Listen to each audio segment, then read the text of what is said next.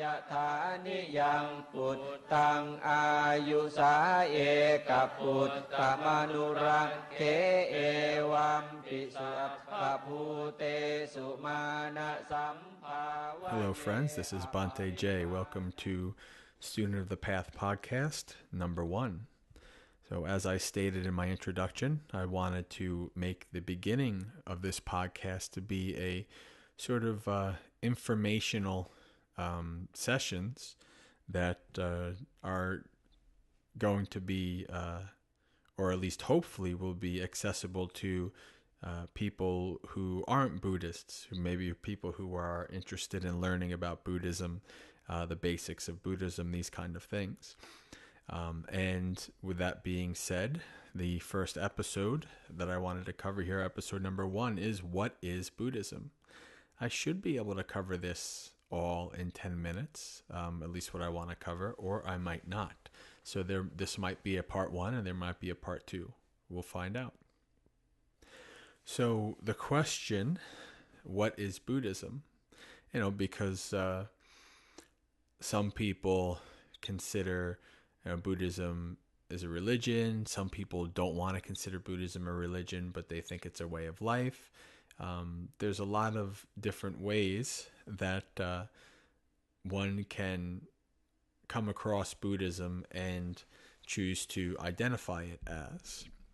And this, I think, has as much to do with the inclinations of the person as it does the realities of the actual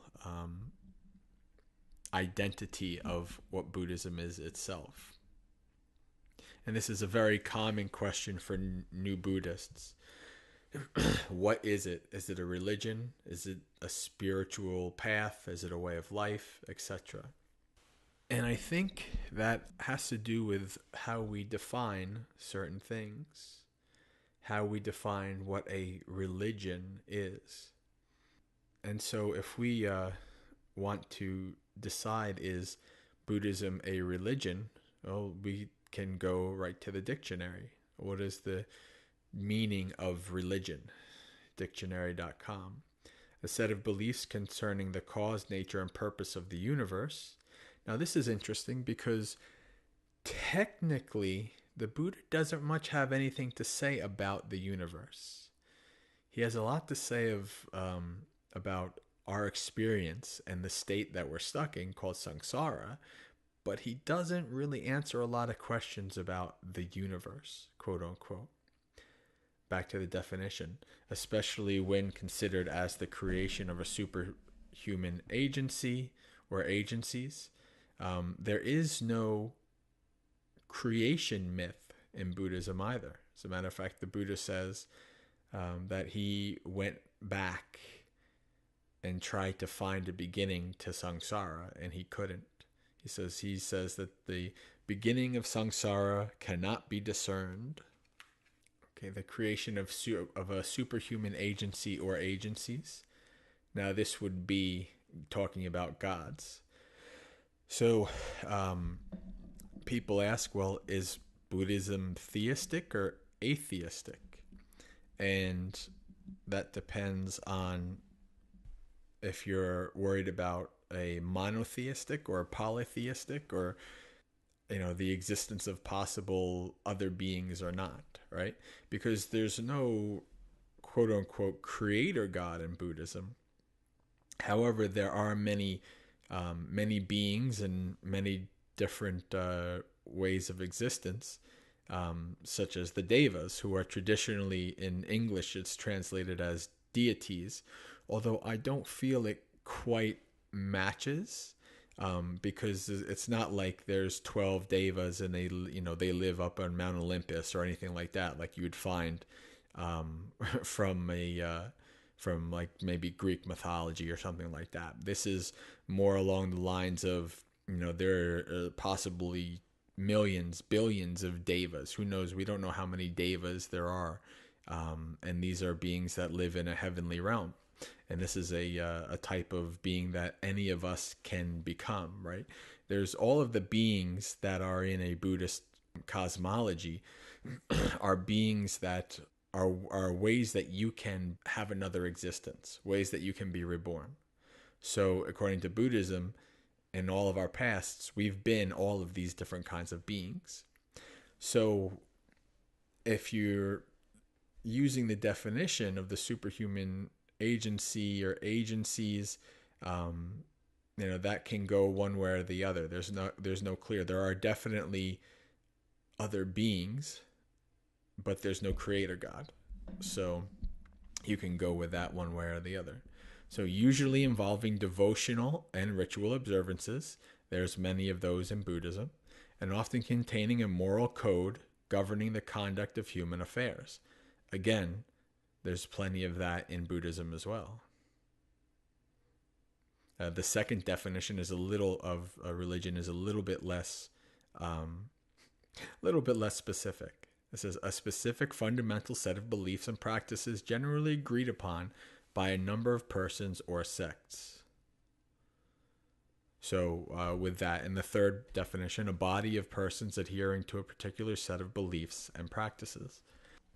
As you can see, I personally think that it makes quite a lot of sense to understand Buddhism as a religion. And indeed, if you go to Buddhist countries, you will see many of the trappings and the ways of life of religions that you're familiar with. You will see that amongst the people who practice in Buddhist countries. Of course, one of my favorite comments when asked whether Buddhism is a religion or not, the venerable monk Ajahn Brahm said, Buddhism is a religion for tax purposes. I still enjoy that one and still love using that. Now I want to get to, however, as a Westerner, and as a Westerner who came to Buddhism and now works with many Westerners also kind of following the same path, one thing that I can say is that when most of the time what we've done is we have left the religion that we were raised in, right? And there oftentimes we didn't leave it on the best of terms. We have issues with it. We didn't like how certain things were. And so then we find ourselves maybe wanting some kind of spirituality, some kind of practice, but there's a part of us that doesn't want to call it a religion, right? Because what we think of religion are the monotheistic Judeo-Christian religions that we grew up with. And so there's a hesitancy. There's a strong desire to not identify Buddhism as a religion. You can identify it as a way of life. And honestly, I don't necessarily see anything wrong with that either. The only thing that I would hesitate or caution against is throwing away the baby with the bathwater when it comes to the totality of Buddhism. I think that a lot of secular Buddhism either throws away or does not focus on many of the aspects of Buddhism that are very, very important, because the Buddha gave us a whole practice, right? He didn't just give us one or two things. He gave us a whole practice, and there's a real reason for that, which I'll get to in future podcasts. So understanding Buddhism and wanting to come to Buddhism as a way of life, as a path to follow, I think that's a valid way of looking at it. But we also want to not cherry pick and just take out what we like and what we only want to do, these kind of things, right? Because then you lose a lot by doing that. And with that, we come to the end of this podcast, my friends. As I suspected, there's a little bit too much information to cover in one 10-minute session, so there will be a part 2 to this coming up next time. Until then, friends, Suki Hotu, may you be happy. Practice well and be well.